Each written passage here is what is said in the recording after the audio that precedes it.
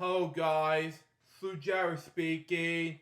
Welcome to episode 36 of book reviews, and finally, after so long, we can read you the final chapter of the book, Priceless Memories, written by the late Bob Barker. So let's read it down, shall we? So we got for us.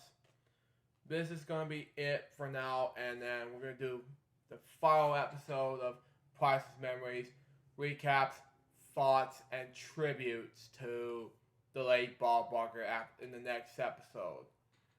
That'll be it. So there you go. Here we go. Chapter 14. This will be the final chapter of the book, and this is called Retirement Can Keep You Busy. I am a complete success at retirement. I think I'm stopped doing Prices Right at just the right time. I enjoy hosting right after the last minute of the last show. But I've been concerned to do it the first morning that I've awakened and realized that I didn't have the show to do that day or whatever. I might have to keep have a deep depression, or at least a funk, F-U-N-K, okay? However, quite the contrary, I awakened by the wonderful feeling of relaxation, okay? I enjoy doing my shows so very much in the half a century, and that have never occurred to me that I've demanded schedule for so many years. Might have any adverse effort of me whatsoever. But since my retirement, I have been such more relaxed, both physically and mentally, that and no doubt that I chose to retire, and it's just the right time. Not too late, not too soon. Next page. Anyway. And let's see what the last pages are. Oh, let me see. Yeah, we're going to be at like 11 pages in this book when we're done. Anyway. Please don't picture me sitting around staring out this my space. In the space. Okay, thank you very much.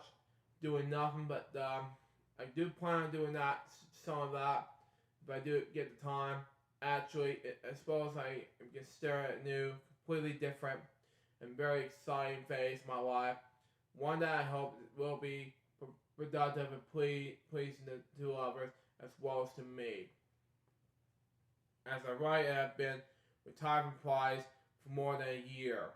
As I'm releasing this, it has been 15 plus years since I've been retired, and then he passed away over nearly a week ago. Just 100 years, 100 days before his death, before he turned 100.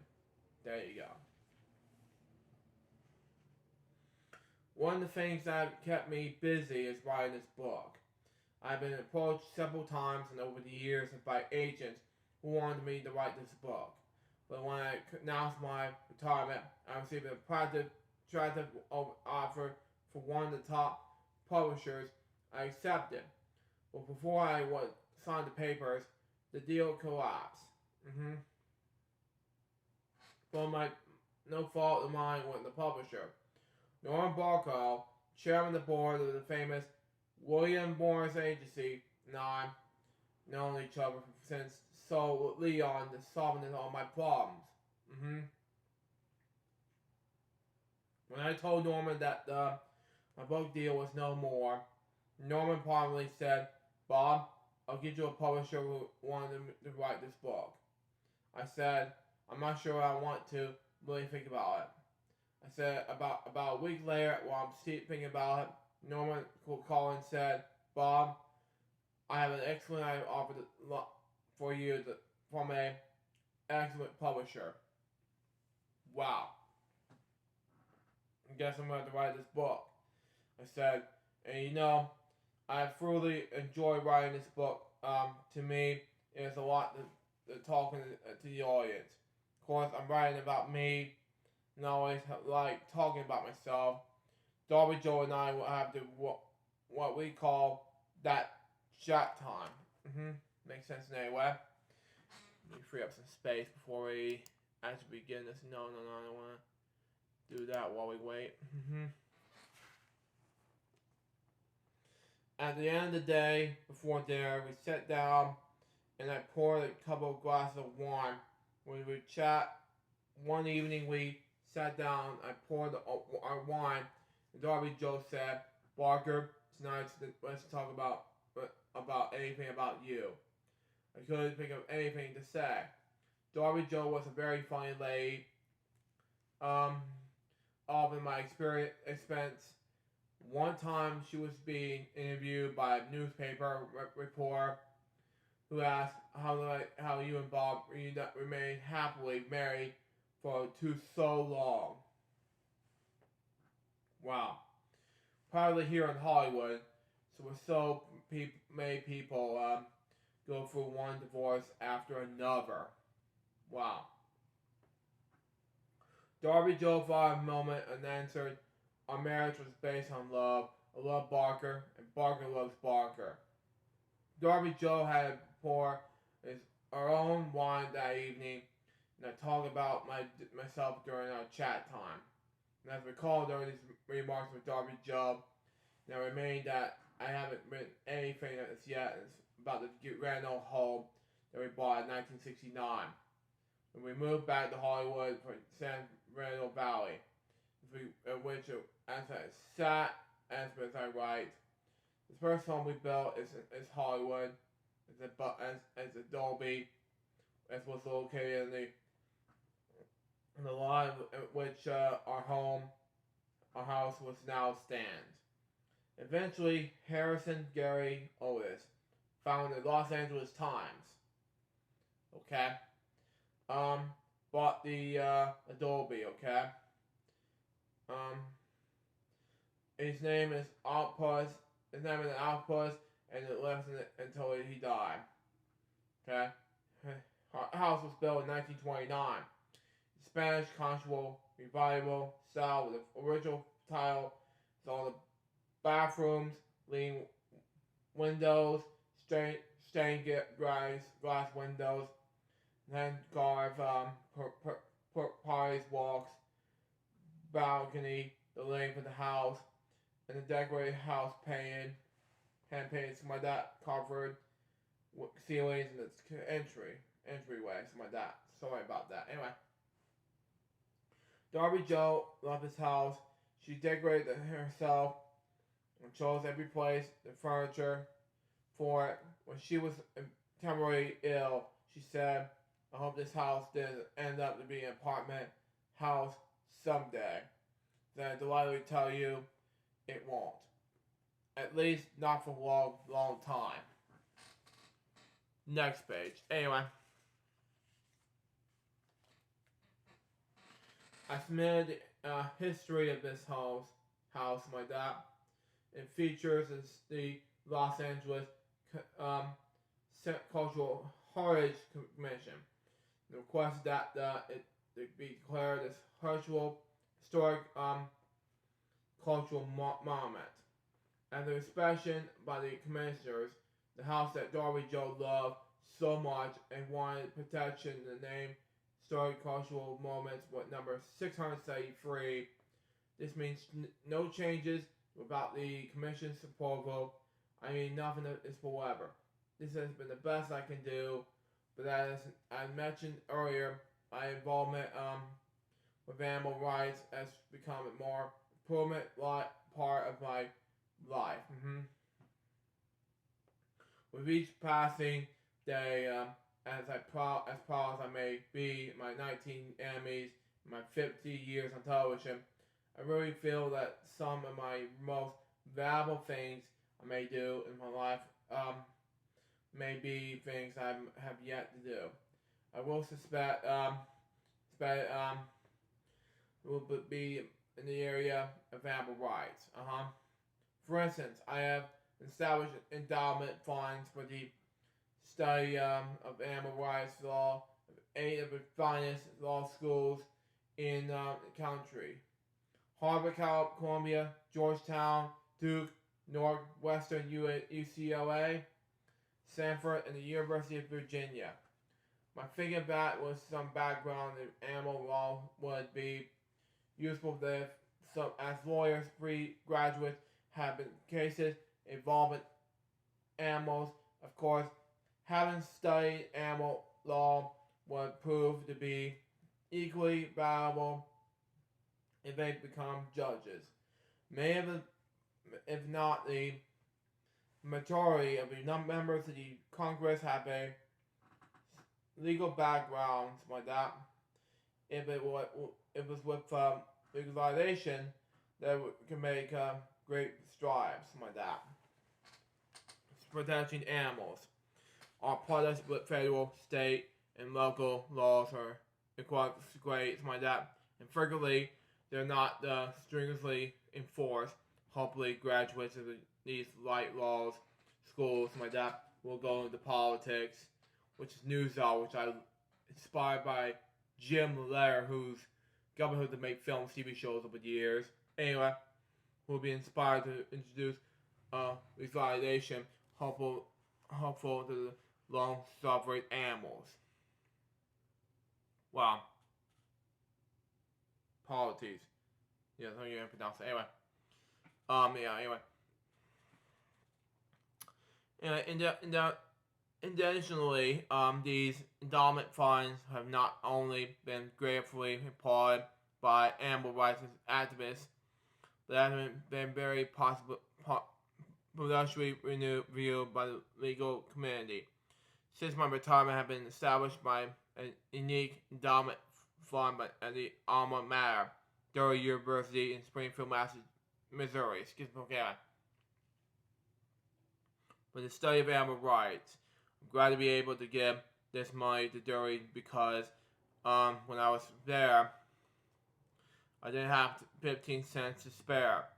To the best of my knowledge, it was the first of such endowment fund undergraduate school in the United States. I have the good fortune to meet Dr. Patricia A. McHmerns by that, who is also deeply devoted to animals. In addition to being an associate producer of French, Dr. H.R. is now director of the Durham University Forum of Animal Rights. Wow. She took the responsibility of planning the course down to the smallest detail, carefully chosen faculty members who will teach this in the departmental class. There was 6 professors teaching animal ethics from a variety of angles, including religion, philosophy, environment, criminology, biology, and law. The course will count towards fulfilling ethic course regulation requirements like that. It will also include signers, seminars like that, conference and sponsors like that. Various animal rights experts and scholars have already been contacted, have expressed interest and willingness to be visiting lectures. Also delighted to report that Dr.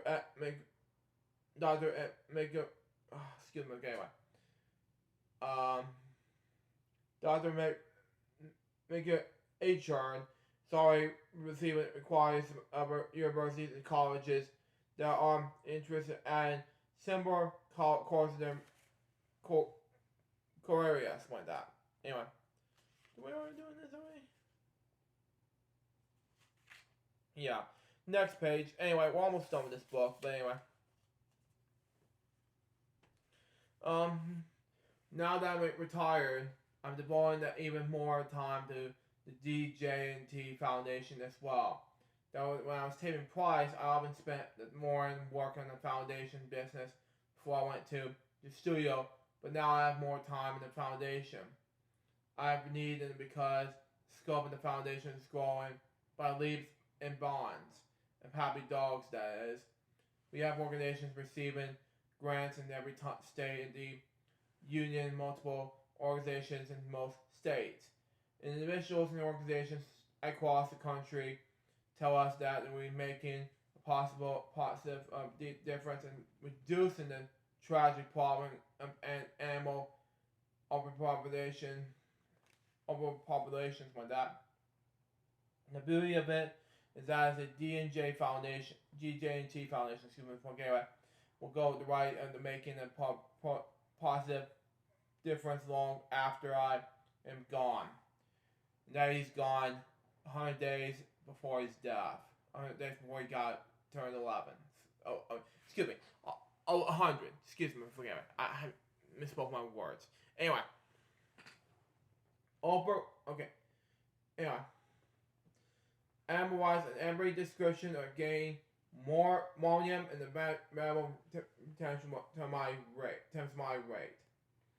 Oprah Winfrey featured explores puppy meals of her hugely popular television show, the Oprah Winfrey Show, that is. The adventures continue today. Over the matter of minutes of the show did more than just raise awareness of the puppy meal or did anyone else does. Far. Let's hear it for Oprah. Exactly. Let's hear from the Los Angeles City Councilman Richard Oglecon and the Councilman Tony Conrad. How to pronounce his last name? Sorry, it's with a C. Councilman Oglecon introduced the Councilman Conrad's second ordinance that requires the dogs and cats be sprayed and neutered in the city of Los Angeles. I don't know what to do next. Anyway. As ways are able to lend a hand, again the ordinance passed. Los Angeles is the first major city in the United States to pass such an ordinance, but officials in other cities are making inquiries, and we hope that many of them will follow suit. Already I have an invitation to write the mayor, council members of both Dallas and Chicago in support of spraying newer in torrents, similar to one passed in Los Angeles. And the animal rights autonomy rolls onto elephants going wolf. Anyway, more especially in the elephant named Maggie. Wow.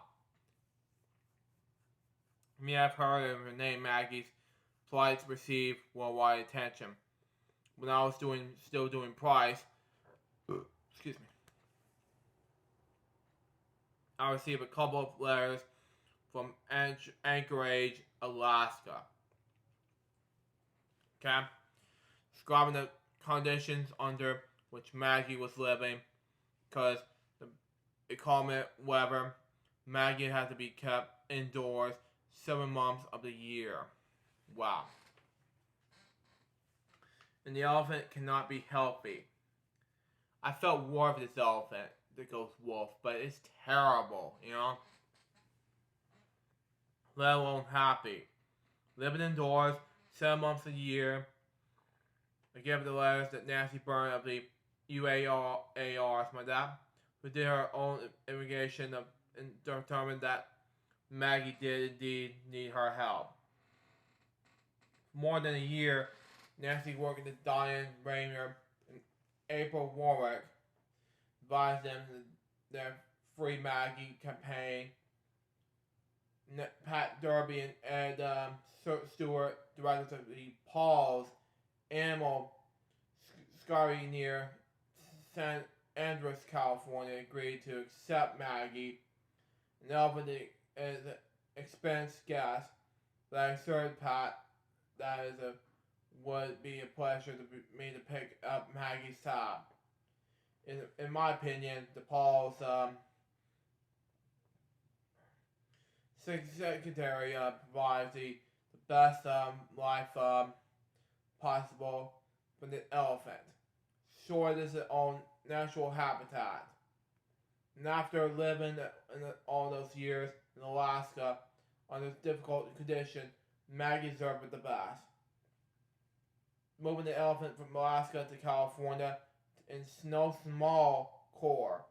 From transportation that turned to Congressman Bill Young of Florida. Okay.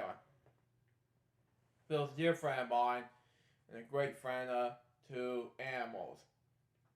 Maggie's plight happened well publicized, and Bill know her story, and was delighted to learn that Maggie was next page. Moving to California, he said, "Bob, I think I'm getting Maggie a ride." Wow. A couple of days later, I received a telephone call from General Michael Mosley of the United States Air Force, who told me that the Air Force has an airplane that Maggie would fit in perfectly. It would pick her up in Anchorage and fly her to Travis Air Force Base. With a short drive from Paul's secretary, let me hasten to add that you, the taxpayer, fear not. I paid the Air Force at Maggie's flight. It took all my frigate flyer miles. 2 weeks ago, Nancy Bird and I went up to Paul's to help celebrate Ruby's first anniversary to secretary. Ruby is another elephant, and Nancy and I helped get her out of the Los Angeles Zoo and into the secretary. Perhaps you saw me feeding Ruby some of her cake on television. Wow. After seeing Ruby's roaming on acres and acres of beautiful countryside filled with trees, a pond, a mud hole, and all the things that keep elephants happy and healthy, it was easy to understand why more and more enlightened, progressive zoos are closing their elephant exhibits. Wow. While we're in Paul's for Ruby's anniversary celebration, we visited all 11 elephants living there, including Maggie. Maggie's gained weight and strength, and she was having made friends with the other elephants, okay.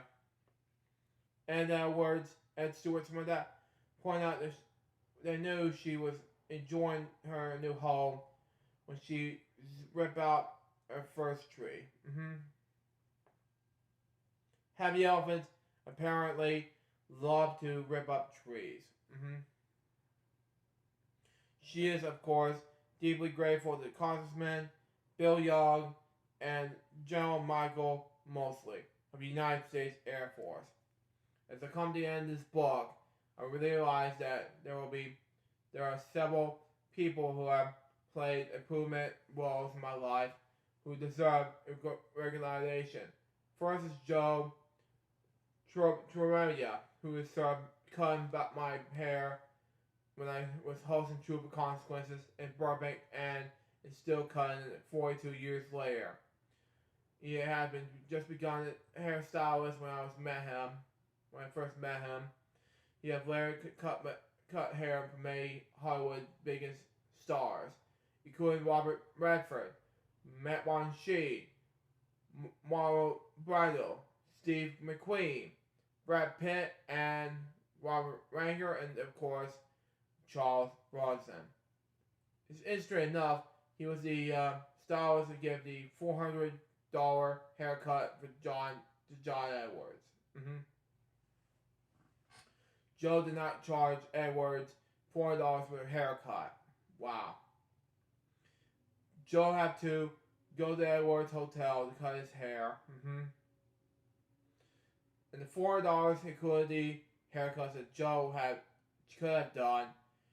They have not left the saloon, driven to Los Angeles traffic, cut Edwards' hair, and driven back through Los Angeles traffic to the saloon. Essentially, there are not haircuts that we're talking about. There are hairstylists, but frankly, there'll always be haircuts for me.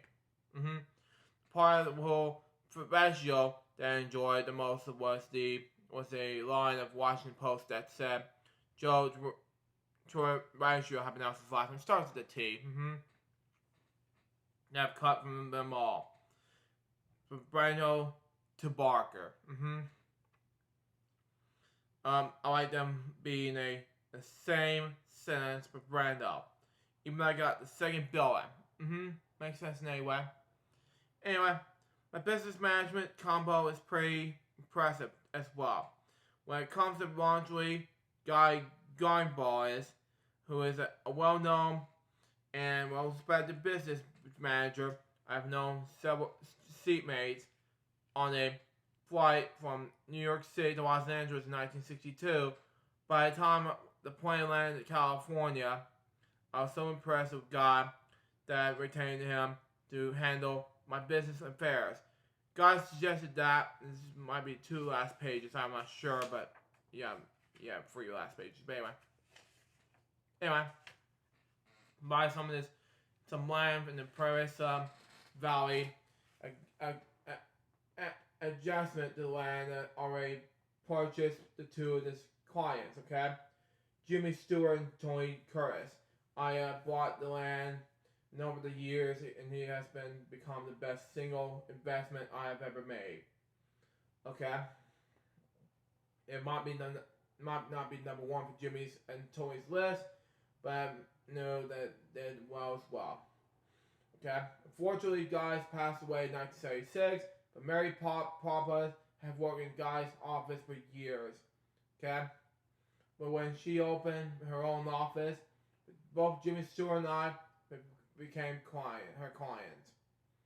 When Mary retired in 1992, her son William took her own office, but both Jimmy Stewart and I have become William's clients, and now, of course, Jimmy is gone now, and William and I are still clogging along together. In fact, William is a business manager of a D&J&T Foundation as well. So like Tinker, Tinker, something like that, to Evers, to Chance, it has been Guy to Mary, to William from me for almost half a century.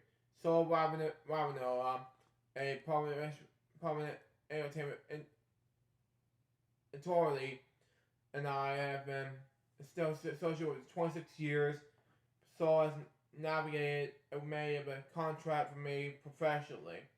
It has participated in writing agreements for the endowment funds I established for universities on behalf of animals. And of course, there is Henry Bolliger, something like that. Henry's been my public relations representative for more than 20 years. He is watching over me like a mother hen in all sorts of situations, all the sorts of places, with all the sorts of people, and never miss a beat. Which brings me to Tom Stanley, something like that.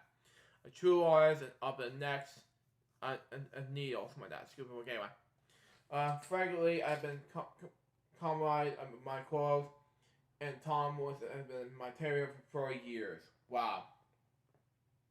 Thomas made me everything from corduroy jackets to tuxedos. He had never dropped a stitch. Wow. Real and stitch difference, ladies and gentlemen. Anyway, he has been Lachian compassion as well, with stories about clients about all the way back to George Raff. If that name isn't familiar, your grandfather will explain. Well, unfortunately, my grandfather's died now, so, except for Robert McNeil, so I would expect that, but sorry. Anyway, all these fellows for whom that I've been associated for so many years. I was a gentleman of an old school, and I'm proud to have him as friends as business associates. A gentleman in the old school who is new to the Barker clan is my squad leader, J.B. Doyle, who's been the same author of this book seen here. Anyway, who's going to have a good time writing my book? Okay? I may have to give thanks to him, his wife Kay, for feeding and research to his daughter Dylan. Okay? Wow. I did not know he has a daughter named Dylan, okay? For coming to chocolates. Wow. Good fortune smiled on me and yet again on the day that Christina Boys became editors of Priceless Memories, which you have mentioned in the book. Kind of reminds me of something, because in my first film, Black Memorial Taylor, it was mentioned that the movie was on his own movie. In my Boy Jokes episode, Cool Cat Saves the Kids, I mentioned the movie to his own movie. This book takes it another level. It's a book made the book within its own book. So there you go. Anyway, about Christina, I have not met. In our lengthy telephone conversations, she has warned me, encouraged me, and expertly guided me in the preparation of this book. One of Christina has become another one of my priceless memories. A long list of cousins, nephews, nieces, and in-laws spread all over the country.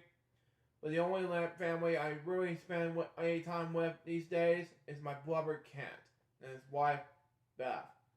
They have 15 minutes from me. They live about 50 minutes from me. Began playing with Kent when he was a baby in his crib. He's 7 years old now, which is good enough. And we still enjoy playing together. We have a couple of grandchildren now, all about whom he talks about endlessly. He has a lot more fun when we have got to talk about me. There's no stage manager here to give me a single, but I think the time has come to wind things up. Thank you so very last page of the book, and then we'll wrap things up. Much for reading my book. I simply hope that you have enjoyed reading it to have so much. Thank you, Bob, as I enjoyed writing it. Of course, we know the only one more way for me to say the end. This is Bob Barker reminding you to help control the pet population. Happy pets, spayed or neutered. Goodbye, everybody. And that was Priceless Memories. I will give my recaps, thoughts, and tributes to Bob Barker in the next episode. So, I'd like to thank you all for watching this episode of book reviews. I sincerely doubt this will be the end of the book that I've read in this book reviews. I thank you all for watching. Stay tuned for the next one, which is, like I mentioned before, recaps, thoughts, and of course, tributes to Bob Barker, who sadly passed away last Saturday at the age of 99. Until next time, through Jerry's Bob baby, good morning, episode to say out. See ya.